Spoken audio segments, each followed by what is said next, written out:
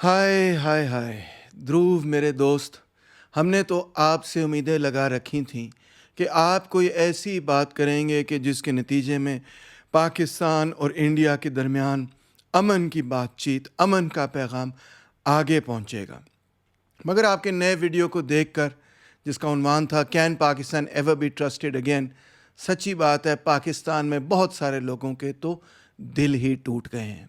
हमारी तवक्को तो ये थी कि आपने बीजेपी की इतनी मुखालफत की इलेक्शन के वक्त, हर इशू पे उनकी करप्शन, उनकी नेपोटिज़म, उनके तमाम बयानिए को चैलेंज किया, मगर जब पाकिस्तान के हवाले से बातचीत आई तो आपने बीजेपी के बयानिए को चैलेंज नहीं किया बल्कि उल्टा उसी बयानिए को आगे पहुंचाया।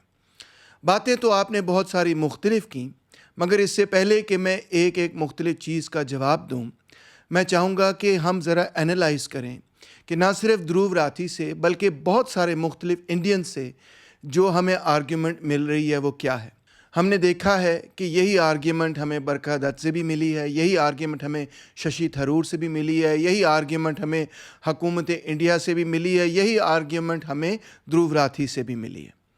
मामला तो वहाँ से शुरू होता है कि पहलगाम अटैक जो हुआ, जो कि एक बहिमाना कत्ल था, एक टेररिज्म का एक्ट था। हम उसको कंडेम करते हैं, हम ऐसे लोगों को कंडेम करते हैं जिन्होंने ऐसी चीज़ की, और उन तमाम लोगों से इजहार यकजहती करते हैं जिनको इतना शदीद जानी नुकसान हुआ। हम भी ये चाहते हैं कि इन लोगों को पकड़ा जाए। मामला ये है कि आपने उसके बाद ये कहा कि ये पूरे का पूरा ऑपरेशन दर हकीकत पाकिस्तान की रियासत ने करवाया है।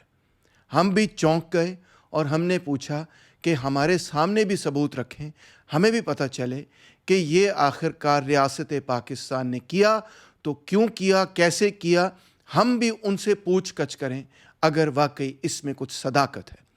इवन रियासत पाकिस्तान ने आपको ये कहा, यानी कि इंडिया की हुकूमत को ये कहा कि रियासत पाकिस्तान आपके साथ मुकम्मल तावन करने के लिए तैयार है, अगर इंडिपेंडेंट इन्वेस्टिगेशन की ज़रूरत है उसके साथ तावन करने के लिए तैयार है, हमारा इससे कोई ताल्लुक़ नहीं। मगर आपने फिर भी ये कहा नहीं, हमारे पास पक्की एविडेंस है कि ये पाकिस्तान की रियासत ने ही करवाया है। वो एविडेंस हम भी मांगते रहे, दुनिया भी मांगती रही, मगर हकीकत ये है कि वो एविडेंस आपने ना हमारे सामने रखी, ना दुनिया के सामने रखी, ना ही इंडिया की पब्लिक के सामने रखी। मेरा ये ख्याल है कि शायद आपके पास इतनी कोई भारी एविडेंस इस सिलसिले में नहीं है। अगर होती तो जिस तरह 2008 के वाक़ये के वक्त आपने, यानी मुंबई अटैक के वक्त आपने तमाम की तमाम एविडेंस पब्लिक के फोरम पर आप लेकर आए, वो बहुत ही पुरअसर काम था, और उसके नतीजे में दुनिया के अंदर कम्युनिटी, इंटरनेशनल कम्युनिटी आपके साथ हुई और पाकिस्तान के बल्कि काफ़ी हद तक ख़िलाफ़ हो गई। ये हकीकतें हैं जो मैं बयान कर रहा हूँ। मगर इस दफ़ा आपने कोई ख़ास एविडेंस आवाम के सामने नहीं रखी, मगर आपने ये ज़रूर कहा कि हमारे पास एविडेंस है और उस एविडेंस की बुनियाद पर हम उन तंजीमों को पनिश करने लगें जो कि इस अटैक की ज़िम्मेदार हैं। और इस सिलसिले में आपने 9 मुख्तलिफ जगहों पर मिसाइल स्ट्राइक्स की जो कि लश्कर तैयबा और जैश मोहम्मद के साथ ब्रॉडली एसोसिएटेड है। आपका ये ख्याल था कि आप एक लिमिटेड इंटरवेंशन करेंगे, एक कैलिब्रेटेड इंटरवेंशन करेंगे, एक प्रिसाइज इंटरवेंशन करेंगे, और इसके लिए आप एयर पावर इस्तेमाल करेंगे, और आप इसको एस्केलेशन भी नहीं मानते और भी नहीं समझते। और शायद आपका ये ख्याल था कि बस बात यहाँ तक महदूद रह जाएगी और पाकिस्तान की रियासत कुछ रिस्पॉन्ड ही नहीं करेगी। हम बार बार आपको यही उस वक्त भी बात समझा रहे थे कि ये मामला ऐसा नहीं होगा। पाकिस्तान की रियासत भी रिस्पॉन्ड करेगी और पाकिस्तान की आवाम भी रिस्पॉन्ड करेगी। तो मामला दोस्तों ये है कि इंडिया ने लाइन ऑफ कंट्रोल के ऊपर से भी और इंटरनेशनल बॉर्डर को क्रॉस करते हुए बहावलपुर पर भी हमले किए। ये जो हमले थे ये यूनाइटेड नेशंस के अप्रूव्ड हमले नहीं थे, ये कोई यूनाइटेड नेशंस सिक्योरिटी काउंसिल की रेजोल्यूशन के तहत नहीं हुए, और इसके लिए जो थ्रेशोल्ड ऑफ एविडेंस होना चाहिए, यानी कि अगर आप किसी दूसरे मुल्क पे जंग कर रहे हैं تو کیا ثبوت آپ کو پیش کرنا چاہیے اس سے پہلے کہ انٹرنیشنل کمیونٹی کہے واقعی آپ کا کیس تگڑا ہے, آپ یہ جنگ کر سکتے ہیں؟ وہ تھریشولڈ آف ایویڈنس جنگ کے لیے, خاص طور پہ دو ایسی ریاستوں کے درمیان جنگ کے لیے جن کے پاس نیوکلیر ہتھیار ہوں, کافی اونچا ہوتا ہے. مگر انڈیا نے تو بالکل اس کی پہلی سیڑھی بھی کراس نہیں کی اور پاکستان پہ حملہ کیا. اب دوستوں, یہ جو حملہ تھا اس کو صاف سمجھنے کی ضرورت ہے. یہ article 24 of the United nations charter کی وائلیشن ہے, جہاں پہ صاف لکھا ہوا ہے کہ پروہیبیشن آف فورس, یعنی کہ چارٹر میں لکھا ہے it prohibits the use of force against a state's territory or political independence or in any way that contradicts the UN's goals. Respect for sovereignty اس میں شامل ہے. It underscores the need for all UN members to respect the sovereignty, territorial integrity and political independence of other nations. اور پھر تیسری بات, non interference. It implicitly reinforces the principle of non-intervention, meaning that states should not intervene or interfere in the internal affairs of other nations. Clear ہوگی بات؟ آپ نے کوئی خاص ثبوت پیش کیے بغیر اس آرٹیکل کی وائلیشن کرتے ہوئے پاکستان پہ حملہ کیا. آپ کے لیے جو مسئلہ تھا, آپ کا جو درد تھا, آپ کی جو تکلیف تھی, وہ یہی تھی کہ کسی دوسرے ملک پر کیسے اٹیک کیا جائے, اس کو کیسے جسٹیفائی کیا جائے, جب کہ ہمارے پاس یا تو ٹھوس ثبوت موجود نہیں ہے, یا پھر ہمارے پاس ٹھوس ثبوت موجود ہے مگر کسی وجہ سے ہم اس ٹھوس ثبوت کو پبلک نہیں کرنا چاہتے, شاید ہم اپنے ایسٹس ریویل نہیں کرنا چاہتے. یعنی بن ثبوت دیے بغیر آپ یونائٹڈ نیشنز کے چارٹر کو وائلیٹ کرتے ہوئے, آرٹیکل 24 کو وائلیٹ کرتے ہوئے, ساورینٹی آف ادر نیشنز کو وائلیٹ کرتے ہوئے, ان کی ٹیریٹری میں جا کے ان کے مختلف شہروں کے اندر میسائل سٹرائک کر رہے ہیں. مسئلہ میرے انڈین دوستوں کے سامنے یہی تھا کہ اس سارے معاملے کو کیسے جسٹیفائی کیا جائے. تو جسٹیفائی انہوں نے ایسے کیا کہ انہوں نے پاکستان کا ایک کردار بنایا, اس کی ریپوٹیشن کو اٹیک کیا. انہوں نے یہ کہا کہ بنیادی طور پہ پاکستان کا کردار بہت ہی گھٹیا ہے, بلکہ انہوں نے صاف صاف یہ کہا کہ پاکستان تو ایک ٹیررسٹ سٹیٹ ہے, یہ پہلے بھی ٹیررزم کرتے رہے, لہٰذا ان کا ریکارڈ یہ ہے, تو اس کا مطلب یہ ہے کہ جو یہ کام پہلے کرتے رہے وہی کام دوبارہ ہوا ہے. اب غور کیجئے کہ در حقیقت یہ ایک قسم کی کیریکٹر فیلیسی ہے. آپ یہ کہہ رہے ہیں کیونکہ ماضی میں یہ کام ہوا ہے تو ہر بار جب یہ کام ہوگا تو بیسیکلی پاکستان ہی اس کے پیچھے ہوگا, ضروری نہیں. آگے دیکھیے اس کیریکٹر فیلیسی کو آپ نے کس طرح سے سچا ثابت کرنے کی کوشش کی اور حقائق کو بالکل توڑ مڑوڑ کے پیش کیا. سب سے پہلے تو میں اس تصویر کے حوالے سے کچھ بات کرنا چاہوں گا. میں حیران ہو گیا کہ دھروو آپ نے تصویر یہ شہباز شریف کی لگائی اور اے آئی سے ان کی شکل بالکل ہی بگاڑ دی اور ان کو ایسے دکھایا جیسے وہ تو کوئی بڑے ایول ڈائبولیکل شخص ہیں جو کہ انڈیا پر حملہ کرنا چاہتے ہیں. آپ کو شاید یہ بات نہیں معلوم کہ نواز شریف اور شہباز شریف کا کیا ریکارڈ ہے پاکستان کی سیاست میں. وہ بنیادی طور پہ پرو پیس رہے ہیں. ان کی کئی دفعہ حکومتیں اس وجہ سے گری ہیں کیونکہ انہوں نے نیوکلیئر ٹیسٹس کے بعد اس پورے عرصے میں یہی بات رکھی ہے کہ ہمیں نہ صرف انڈیا سے دوستی کرنی چاہیے بلکہ ان کے ساتھ ہمیں تجارت بھی کرنی چاہیے. آپ نے بہت سارے مختلف فیکٹس اینڈ فگرز رکھے, FATF کی رپورٹ, خواجہ آصف کی بات, آپ نے کہا اسامہ بھی یہاں چھپا ہوا تھا, یا آپ نے نہیں کہا تو اور لوگوں نے کہا, کسی نے 2008 ممبئی کے اٹیکس کی بات کی, کسی نے 2001 کی پارلیمنٹری اٹیکس کی بات کی, کسی نے کارگل اٹیک کی بات کی. یہ باتیں غلط نہیں تھیں مگر ان کو ان کے سیاق و سباق میں رکھ کے نہیں دیکھا گیا اور نہیں سمجھا گیا. میں چاہوں گا کہ آپ کو سمجھانے کی کوشش کروں کہ پاکستان میں معاملہ ہے کیا. جب آپ نے خواجہ آصف صاحب کی وہ سٹیٹمنٹ کوٹ کی جس میں انہوں نے یہ کہا کہ جی we have been doing America's dirty work for 30 years, تو آپ نے اس کو غلط سمجھا اور غلط پیش کیا. ان کا مطلب یہ نہیں تھا کہ امریکہ نے یہاں پہ فوجی اڈے اس مقصد کے لیے بنائے کہ ہم انڈیا پہ اٹیک کریں. Absolutely not. یہ غلط سوچ رہے ہیں آپ. انہوں نے جو بات کہی وہ پورا جملہ آپ سنیے. انہوں نے کہا اگینسٹ دا سوویٹ یونین. یہ بات کوئی چھپی چھپائی بات نہیں, یہ کوئی نئی بات نہیں. ہر کتاب کے اندر میرے بھائی, ہر انٹرنیٹ سائٹ پہ یار, ہر ڈاکیومنٹری میں میرے بھائی یہ بات لکھی ہوئی ہے. لوگ سمجھتے ہیں کہ یونائٹڈ اسٹیٹس آف امریکہ نے ایک آپریشن CIA کے تحت لانچ کیا جس کا نام تھا آپریشن سائیکلون, اور اس کا مقصد یہ تھا کہ افغانستان کے اندر جہاں پہ ایک کمیونسٹ حکومت بنی تھی اس حکومت کو گرا دینا. یہ آپریشن شروع ہوا تھا 1979 میں جولائی میں, اور یہ چلتا رہا 1989 تک. اور یہ امریکہ نہیں, CIA کی تاریخ کا بلکہ تمام دنیا بھر کی انٹیلیجنس ایجنسیز کی تاریخ میں سب سے بڑا آپریشن تھا. اس آپریشن پر امریکہ نے آج کے ڈالروں کی ریٹ کے حساب سے بلینز آف ڈالرز خرچ دیے. اور اس میں حیران کن بات ہے کہ موساد بھی شامل تھی, اس کے اندر سعودی انٹیلیجنس بھی شامل تھی, اس کے اندر ایجپشن انٹیلیجنس بھی شامل تھی.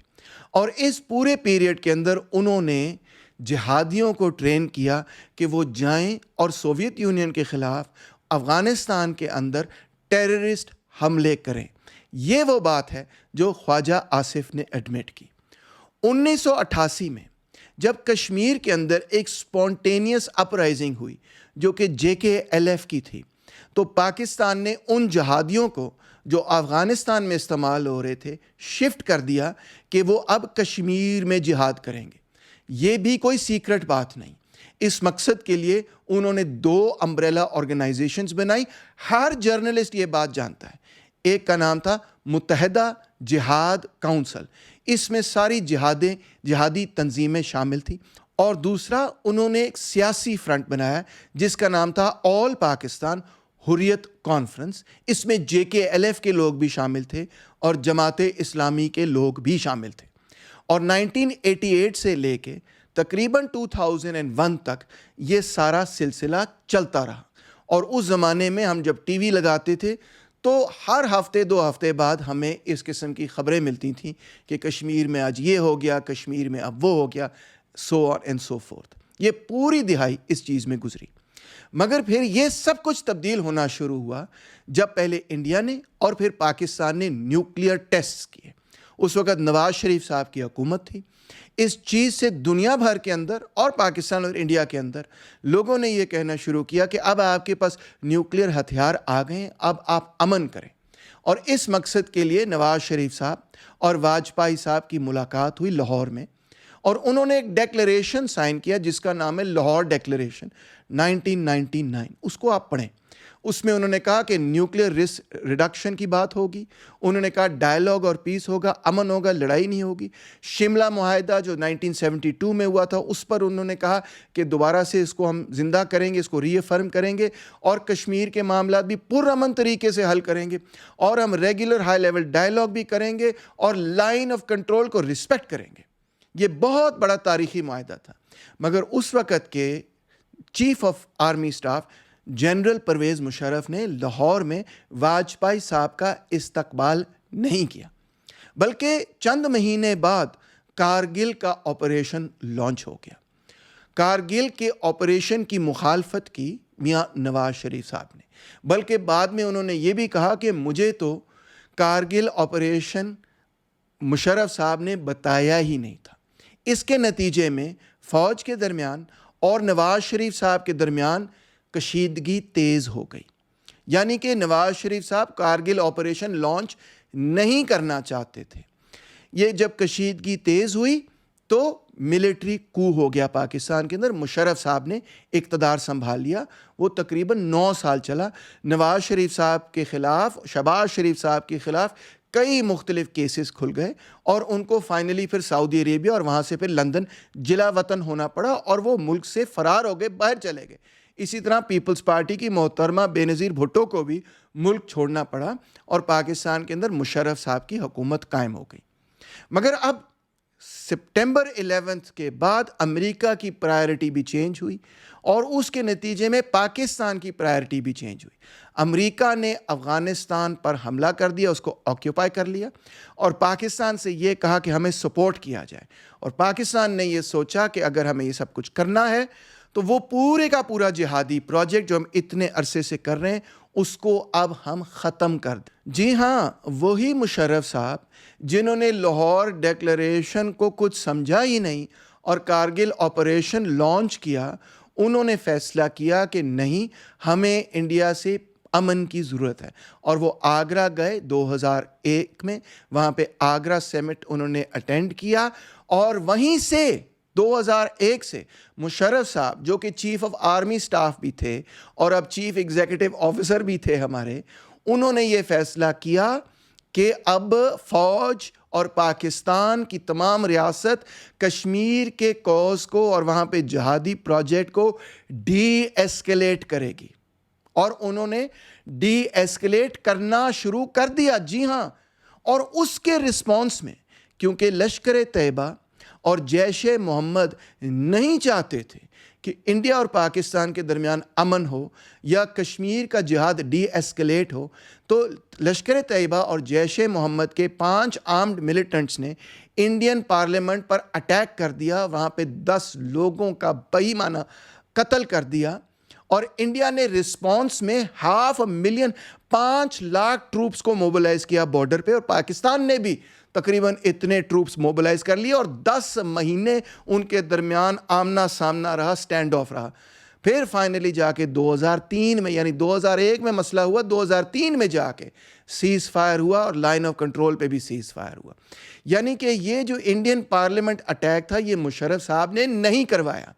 یہ وہ بندہ کہہ رہا ہے جس نے اپنی پوری اس پیریڈ اور زندگی مشرف صاحب کی مخالفت کی. میں کہہ رہا ہوں میں مشرف صاحب کا مخالف رہا ہوں، اور میں نے اس وقت ملٹری رول کے خلاف اور مشرف صاحب کی حکومت کے خلاف گیت بھی گائے، ڈیمنسٹریشنز کی، پروٹیسٹ کی، لائرز موومنٹ میں حصہ لیا. مگر میں آپ کو یہ بتا رہا ہوں کہ یہ جو ایکشن تھا یہ LET اور JEM یعنی جیش محمد کا تھا، اور اسی کے نتیجے میں ان کے خلاف پھر پورا ایکشن ہوا. انفیکٹ پورا ملٹری آپریشن ہوا، اور بین الاقوامی طور پر دنیا بھر میں ان کو ٹیررسٹ ڈکلیئر کر دیا گیا. اب مشرف صاحب نے سیز فائر کرنے کے بعد ایک کمپوزٹ ڈائلاگ شروع کیا، مشرف صاحب نے بھی اور انڈیا نے بھی، اور یہ ڈائلاگ 4 سال چلا، اور یہ اتنا کمپریہنسو تھا کہ جتنی لاہور ڈیکلیریشن بھی نہیں تھی. اور کیونکہ مشرف صاحب کے پاس فوج کی کانفیڈنس تھا، فوج مشرف صاحب پہ اعتماد کرتی تھی، اس لیے وہ اور بھی زیادہ ایسے فیصلے کر سکتے تھے جو کہ شاید نواز شریف صاحب نہ کرتے یا کرنے سے کچھ حد تک گھبراتے. 2004 میں جو سارک سمٹ ہوا تو پاکستان نے یہ کہہ دیا صاف صاف کہ ہماری ٹیریٹری انڈیا کے خلاف دہشت گردی کے لیے استعمال نہیں ہوگی. 2005 میں سری نگر سے مظفر آباد ایک بس سروس شروع ہوئی، ٹریڈ شروع ہو گئی، لائن آف کنٹرول کے اوپر سے ٹریڈ شروع ہو گئی. 2005 سے لے کے 7 میں بیک چینل ٹاک شروع ہوئے، جہاں پہ یہ اگریمنٹ ہوا ملٹریز کے درمیان، انٹیلیجنس ایجنسیز کے درمیان ہائیسٹ لیول پہ کہ ہم بارڈرز کو ریڈرا کرنے کی کوشش نہیں کریں گے، ہم ڈی ملٹرائز کریں گے بارڈرز کو، ہم سیلف گورننس اور آٹونومی کو قبول کریں گے، اور ہم جوائنٹ میکنزمز بھی بنا دیں گے ایڈمنسٹریشن کے کشمیر کے اندر. اندازہ کریں آپ. پھر 2006 میں منموہن سنگھ صاحب کے ساتھ جب ملاقات ہوئی ہوانہ میں مشرف صاحب کی، تو انہوں نے جوائنٹ اینٹی ٹیرر میکنزم بھی بنا دیا کہ ہم مل کر دہشت گردی کو ختم کریں گے. یہ سب چیزیں آپ کے ولاگ میں کہاں تھیں؟ کہیں پر نہیں تھی. 2008 میں زرداری صاحب جب صدر بنے، انہوں نے یہ بھی کہہ دیا آفیشلی کہ Kashmiris should be allowed to live wherever they want in Pakistan, in India or to be independent. یہ بہت بڑی چینج تھی، کیونکہ پاکستان کی یہ فورن پالیسی یا کشمیر پالیسی اس وقت تک نہیں تھی. اس پورے کمپوزٹ ڈائلاگ کو جس میں اتنی ساری چیزیں ریزالو ہو رہی تھیں انڈیا اور پاکستان کے درمیان، توڑنے کے لیے لشکر طیبہ نے ممبئی 2008 کا اٹیک کیا، جس میں بہیمانہ 166 معصوم لوگوں کا قتل عام کیا. ان کا مقصد کیا تھا؟ ان کا مقصد یہ تھا کہ وہ اس کمپوزٹ ڈائلاگ کو بیری کر دینا چاہتے تھے، ختم کرنا چاہتے تھے، جو کہ پاکستان کی اس وقت حکومت، سول گورنمنٹ اور ملٹری گورنمنٹ دونوں اس وقت کروا رہی تھیں۔ اس کے نتیجے میں وہ پورے کا پورا کمپوزٹ ڈائلاگ اور جوائنٹ اینٹی ٹیرر میکنزم سب کا سب تمام کا تمام تباہ و برباد ہو گیا، کیونکہ انڈیا نے کہا کہ ہم اس پورے معاملے سے وڈرا کر رہے ہیں۔ نواز شریف صاحب کی حکومت آئی، انہوں نے پھر کوشش کی، انہوں نے نریندر مودی صاحب کو فون کرنا شروع کیا، کبھی وہ ان کو ہیپی برتھ ڈے کہتے تھے، کبھی یہ ان کو ہیپی برتھ ڈے کہتے تھے۔ پھر 2015 میں مودی صاحب نے ایک بہت بڑا فیصلہ کیا اور انہوں نے اچانک وہ لاہور آ گئے اور میاں نواز شریف کو ان کی سالگرہ پہ ملنے کے لیے اور پاکستان اور انڈیا کے درمیان پیس ٹاکس کی بات انہوں نے شروع کر دی۔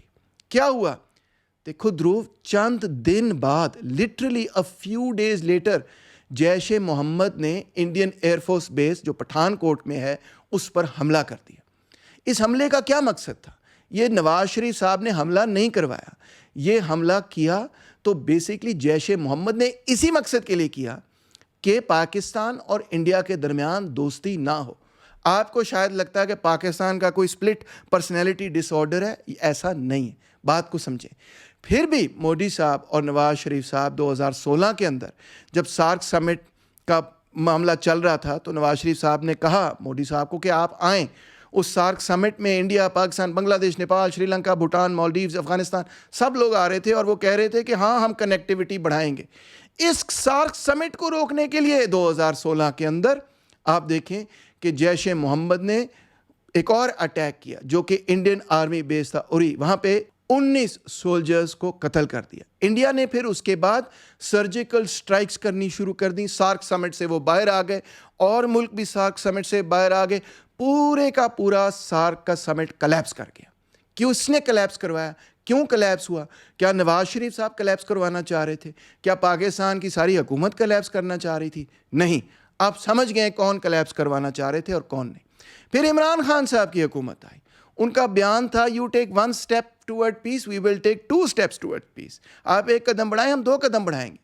اور اسی مقصد کے لیے انہوں نے کرتارپور کوریڈور کھول دیا اور انفیکٹ اس وقت پاک انڈیا کے درمیان انٹیلیجنس چینل بھی کھل گیا کہ ہم ذرا آپس میں بات چیت کرتے ہیں اور اپنے معاملات طے کرنے کی کوشش کرتے ہیں۔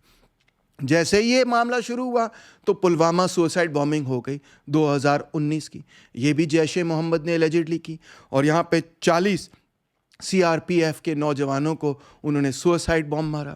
اس کی ریٹیلیشن میں انڈیا نے بالا کوٹ ایئر سٹرائکس کیں اور ایئر وار ہوئی پاکستان اور انڈیا کے درمیان۔ اب شہباز شریف صاحب کی حکومت آئی تو انہوں نے اس فروری 2025 میں کشمیر ڈے پر کہا کہ we want all issues including Kashmir to be resolve through talks. آپ کو شاید لگ رہا ہے کہ نہیں یہ تو جھوٹ بول رہے ہیں، یہ جھوٹ نہیں بول رہے، یہ 1999 سے لے کے 2025 تک یہی بات کر رہے ہیں۔ ان کی 2 دفعہ حکومتیں گری ہیں اس وجہ سے، یہ ایویں ہی نہیں ہو رہا سب کچھ۔ فارن آفس نے مارچ میں پروپوزلز رینیو کرنے شروع کر دیے کہ ہم انڈیا سے تجارت کرنا چاہتے ہیں۔ پاکستان کی پنجاب کی بزنس کمیونٹی نے کہا پرائم منسٹر کو کہ ہم تجارت شروع کرنا چاہتے ہیں، اور ایکسپیکٹیشن یہ تھی کہ اب شہباز شریف صاحب ایک نئی لاہور ڈیکلیریشن پروسیس کو شروع کریں گے، مگر یہ شروع ہونے سے پہلے ہی پہلگام اٹیک ہوا اور اس کے بعد آپ کو پتہ ہے کیا ہوا اور کیا نہیں ہوا۔ اب دیکھیں، ذرا سٹڈی کریں بالکل تسلی سے، غور سے، کہ 2001 سے لے کے 2025 تک پچھلے 24 سال ایک ہی پیٹرن ہمیں نظر آ رہا ہے، اور وہ یہ ہے کہ حکومت پاکستان، چاہے وہ فوج ہو بائی دا وے یا وہ الیکٹڈ گورنمنٹ ہو، وہ کوشش کرتی ہے کہ ہاں کوئی امن معاہدہ ہو جائے۔ انڈیا کی طرف سے بھی کوشش ہوتی ہے کوئی امن معاہدہ ہو جائے، اور کون اس امن معاہدے کو ڈیمیج کرتا ہے؟ ٹیررسٹس جا کر کوئی نہ کوئی حملہ کر دیتے ہیں، یا کشمیر میں یا دلی میں یا ممبئی میں، اور اس کے بعد یہ پورے کا پورا پیس پروسیس درہم برہم ہو جاتا ہے۔ انڈیا ریٹیلیٹ کرتا ہے، آپ غصے میں آ جاتے ہیں، ارنب گواسوامی صاحب بھی چلانا شروع کر دیتے ہیں، بس سب کا سچ تباہ ہو جاتا ہے۔ کئی سال پھر گزر جاتے ہیں دوبارہ سے کانفیڈنس بلڈنگ میجرز کرنے کے لیے۔ یہ ہے وہ انفارچونیٹ کہانی جو میں آپ کو سنانا چاہتا ہوں. آپ پوچھتے ہیں can ever Pakistan ever be trusted again? میرے دوست، پاکستان کوئی شخص نہیں ہے، پاکستان ایک ملک ہے. اگر یہ شخص ہوتا تو آپ کہتے کہ یار پاکستان کو کوئی سپلٹ پرسنالٹی ڈس آرڈر ہے کہ ایک منٹ وہ کہتا ہم دوستی کرنا چاہ رہے ہیں، دوسرے منٹ ہم دیکھتے ہیں ہمارے کشمیر میں کوئی بم پھٹ گیا. آپ کے ذہن میں شاید بات ہے کہ سب پاکستانی جو ہیں اس میں کوئی ملوث ہیں اور سوچ رہے ہیں کہ ہم ایک ہاتھ سے جو ہے ہاتھ ملائیں گے، دوسرے ہاتھ سے بم پھاڑ دیں گے. This is wrong. It's a totally stupid and incorrect analysis. کیونکہ پاکستان کے اندر مختلف سیاسی قوتیں ہیں. وہ قوتیں کیا ہیں؟ سب سے پہلے میں کہوں گا الیکٹڈ پارٹیز ہیں. تمام کی تمام جو بڑی پارٹیاں ہیں پاکستان کی، وہ امن چاہتی ہیں پاکستان اور انڈیا کے درمیان. پیپلز پارٹی ہو، مسلم لیگ ہو یا پی ٹی آئی ہو. پھر ایک ایلیمنٹ وہ ہے جس کو میں کہوں گا کہ وہ جہادیز ہیں. اس میں لشکر طیبہ بھی ہے، اس میں جیش محمد بھی ہے، اس میں اور بھی لوگ ہیں بائی دا وے. اور یہ نہیں چاہتے کہ پاکستان اور انڈیا کے درمیان معاہدہ ہو. یہ چاہتے ہیں کہ کشمیر میں جہاد چلتا رہے. یہ چاہتے ہیں کہ پاکستان اور انڈیا کے درمیان لڑائی چلتی رہے. ان کے ذہن میں یہی بات ہے کہ ہم نے غزوہ ہند کرنی ہے اور ہم نے انڈیا کو فتح کرنا ہے. پہلے ہم کشمیر کو فتح کریں گے، پھر ہم پورے انڈیا کو فتح کریں گے اور مسلمان راج پوری انڈیا پر نہیں صرف پوری دنیا پر غالب ہو جائے گا. اور تیسرا ایکٹر ہے ملٹری. 2001 کے بعد یعنی مشرف صاحب کے بعد بنیادی طور پہ ملٹری نے اس پورے جہادی پروجیکٹ کو ڈی ایسکیلیٹ کیا. آئی نو آپ کو یہ بات بڑی کنٹروورشل لگے گی. میں کہہ رہا ہوں ڈی ایسکیلیٹ کیا ہے. میں یہ نہیں کہہ رہا ہوں کہ جی وہ ختم ہو گیا، اب کوئی مسئلہ نہیں ہے، یہ کوئی ایشو نہیں ہے. میں یہ نہیں کہہ رہا ہوں میرے بھائی. میرے پاس نجم سیٹھی کی طرح کوئی اڑتی ہوئی چڑیا تو نہیں ہے کہ مجھے بتائے کہ اندر کی خبر کیا ہے. مگر میں اندازہ ضرور لگا سکتا ہوں کہ یہ جو جہادی ایلیمنٹس ہیں ان کا بھی کچھ اثر و رسوخ ہے پاکستان کی پولیٹکس میں، پاکستان کی اسٹیبلشمنٹ پر. اور ان کا پریشر رہتا ہوگا، ضرور ہوگا کہ نہیں ہمیں جہادی پروجیکٹ دوبارہ شروع کر دینا چاہیے. مگر کیونکہ پاکستان کی فوج اور پاکستان کی اسٹیبلشمنٹ کی پالیسی 2001 سے تبدیل ہو چکی ہے. کیوں تبدیل ہوئی ہے؟ وار آن ٹیرر کی وجہ سے. انہوں نے یہ سوچا کہ ہم امریکہ کے ساتھ ہوں گے، ہم امریکہ کے ساتھ الائیڈ ہوں گے، اور لہٰذا ہم وہ عرب، چیچن اور ازبیک، تاجک ملیٹنٹس جو کہ پاکستان میں پناہ لے رہے ہیں ان کو ہینڈ اوور کر دیں گے. اور ہینڈ اوور مشرف صاحب نے کیا. اور دوسرا کیونکہ مشرف صاحب نے اس وقت پاکستان انڈیا پیس پروسیس شروع کر دیا اور کشمیر میں جہاد کو بھی ڈی ایسکیلیٹ کر دیا اور پورا ایک کمپوزٹ ڈائلاگ شروع کر دیا.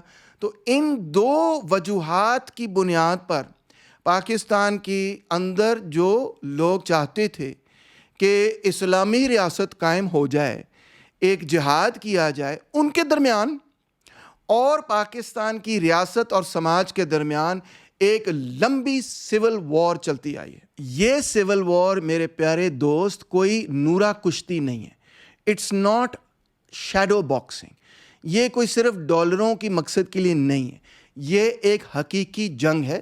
یہ صرف پاکستان میں نہیں ہوئی بلکہ آپ دیکھ سکتے ہیں کہ الجیریا کے اندر کتنی تیز یہ جنگ چلی، صومالیہ کے اندر چلی، ایتھوپیا کے اندر چلی، سوڈان کے اندر چلی. کئی مختلف مسلم ملکوں کے اندر یہ تنازع چلتا آیا ہے. پاکستان کے اندر اس جنگ کے نتیجے میں پاکستان کو ان پورے 24 سالوں کے اندر $126 بلین کا نقصان ہوا. شاید آپ کے ذہن میں یہ بات کلیئر نہیں کہ یہ کتنی بڑی اماؤنٹ ہے ہمارے لیے. یہ پاکستان کی سالانہ جی ڈی پی کا آدھا حصہ ہے. اس میں 23,000 انوسنٹ سویلینز شہید ہوئے. اس میں 8,800 ملٹری پرسنل شہید ہوئے.